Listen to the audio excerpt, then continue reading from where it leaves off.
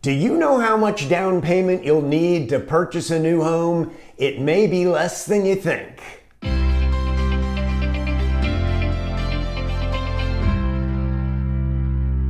Hi everybody, I'm Tom Peach with Tom and Cindy and Associates at Long & Foster. And there are a lot of myths and little misinformation out there about how much down payment buyers need to save in order to purchase a home. So let's get you some more info from the source. We're going to go out to Chantilly and speak with Dave Rotel, Area Sales Manager of Prosperity Home Mortgage. Dave. Hey, Tom, how are you? Good to see you. Always a pleasure. How's it going with you? It's going well, buddy. Just another wonderful day here on the planet paradise. Earth. Exactly. That is awesome. Well, you know me, I got a couple questions for you. So, as always, get started? Sure. What do you got today? All right.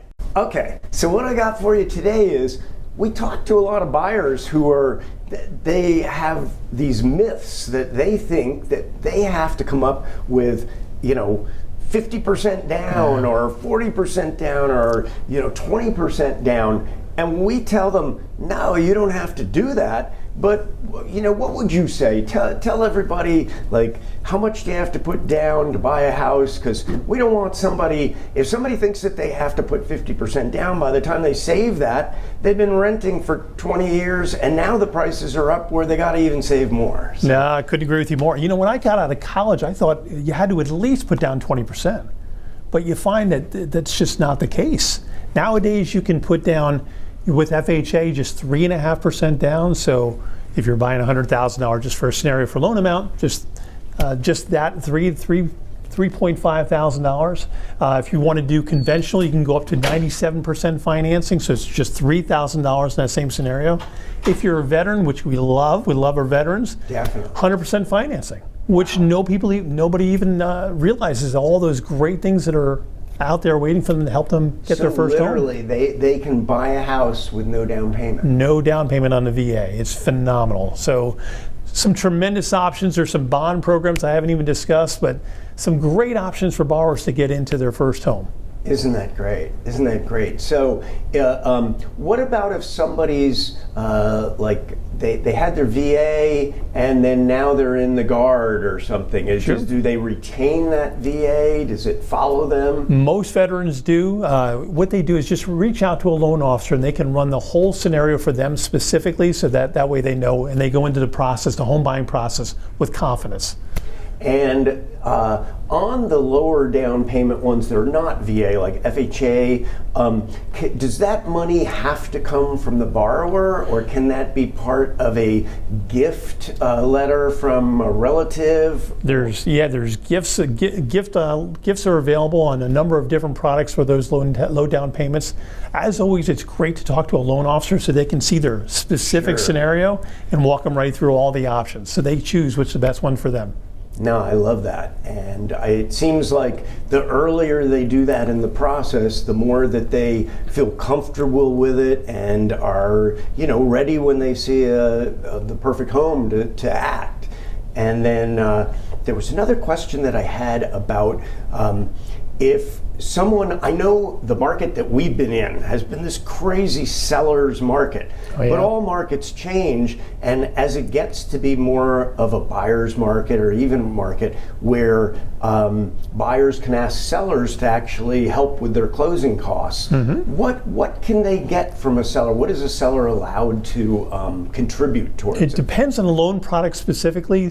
Some products go all the way up to 6% seller concessions, which are phenomenal, but I really want to go over that with your loan officer specifically, depending on what type of product they're looking at.